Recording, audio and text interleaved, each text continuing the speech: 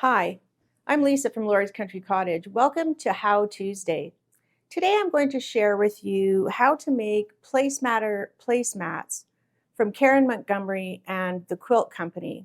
It's a great pattern. There are options for a scrappy look, placemats with a star in the middle, or the two-color placemats that I'm going to show you today. Let's head to my sewing room and I'll show you how to make the placematters.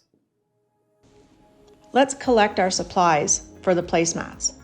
To make 2 placemats, you need 2 fat quarters for the fronts and 2 fat quarters for the backs. I wanted 4 placemats, so I bought 4 half-yard pieces. You'll need the pattern, of course, Placematters by Karen Montgomery of the Quilt Company. Karen suggests fusible batting for the placemats, but I just used batting that I had left over from a quilt. We're going to do top stitching on the placemats at the end, so you'll need some coordinating or contrasting thread depending on how you want it to look. And you'll need small pieces of Steam 2 tape or purse tape, whichever you already have at home. It sure is handy to have a 20.5-inch square ruler when making big cuts like placemats. So I cut it to the appropriate size and then did a subcut so that we can mix and match fabric. You end up with 2 pieces of each fabric. Match them up in coordinating pairs and then stitch them together. Press the seam really nicely.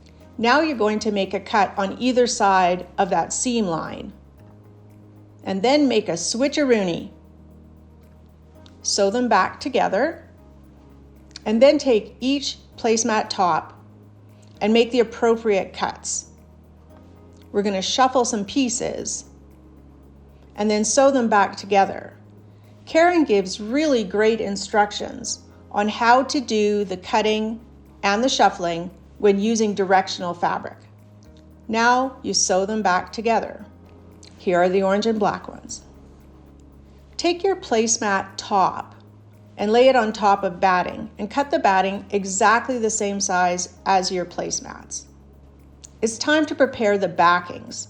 Cut them according to the pattern, and then we're going to make another cut. This was the best part of the pattern for me. I had never done this before. Normally when we turn a placemat, we leave a hole in the side, and I can never stitch that perfectly. There's always kind of a bulge. Well, Karen's pattern teaches a way to turn it through the backing. So make your cut according to the pattern, and then stitch the 2 pieces back together with a 1/2-inch seam allowance and leave about a 4-inch hole in the middle for turning. That's the space between my 2 pins. When you're done stitching it together, press that seam really nice. Here's what it looks like. Now it's time to layer and put everything together. Lay your backing piece right side up. Lay your placemat top right side down with the batting on top. Because the batting is exactly the same size as our placemat top, we can use the edge of the batting as our guide when we stitch a 1/4 inch all the way around. Remember, you don't need to leave a hole for turning. Trim your excess backing away, clip your corners, and then turn your placemat right side out through the hole in the back. Use your stitchy sticks or an appropriate tool to help ease out the corners. This is what the placemat looks like on the back.